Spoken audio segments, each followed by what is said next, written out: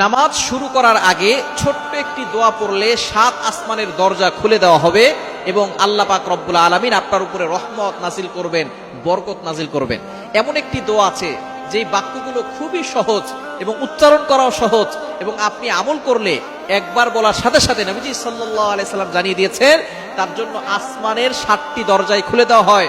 রহমতের দরজাগুলো খুলে আল্লাহ তাআলা তার উপরে রহমত নাজিল করতে থাকেন, অঝোরে বৃষ্টির মতো রহমত তার উপরে পড়তে থাকেন, বরকত পড়তে থাকে।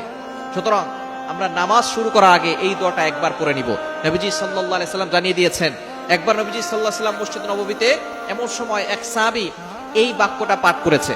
নবীজি সাল্লাল্লাহু আলাইহি সাল্লাম নামাজ শেষ করে বললেন, কে এই বাক্য পাঠ করেছো? কেউ কোনো কথা বলে না। তখন এক সাহাবী নবী সাল্লাল্লাহু আলাইহি সাল্লাম অভয় দিলেন যে কোনো ভয় নাই, বলো।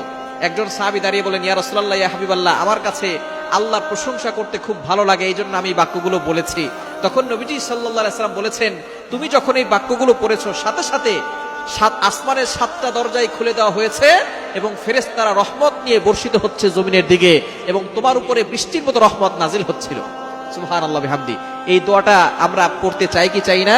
দোয়াটি হচ্ছে আল্লাহু আকবার কাবীরা ওয়ালহামদুলিল্লাহি কাসীরা ওয়া সুবহানাল্লাহি বুকরাতাও ওয়া আসীলা।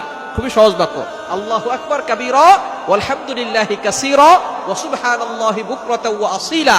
এটা যদি আপনি মাত্র একবার পড়েন, আল্লাহ পাক রব্বুল আলামিন আসমানের 7টি দরজা খুলে দিবেন। এরপরে আপনি আল্লাহর কাছে দোয়া করলে আল্লাহ তাআলা সাথে সাথে সেই দোয়াটা কবুল করে নেবেন, আপনার সকল নেক আশাগুলো কবুল করবেন। নামাজ শুরু করার আগে আপনি এই দোয়াটা একবার পড়ে নেবেন। এছাড়া আপনি যখনই দোয়া করবেন আপনি এই দোয়াটা পড়বেন, আসমানের দরজাগুলো আপনার জন্য খুলে দেওয়া হবে এবং আল্লাহর কাছে দোয়া করলে সেই দোয়াটা সাথে সাথে আল্লাহর আরশে আজিমে গিয়ে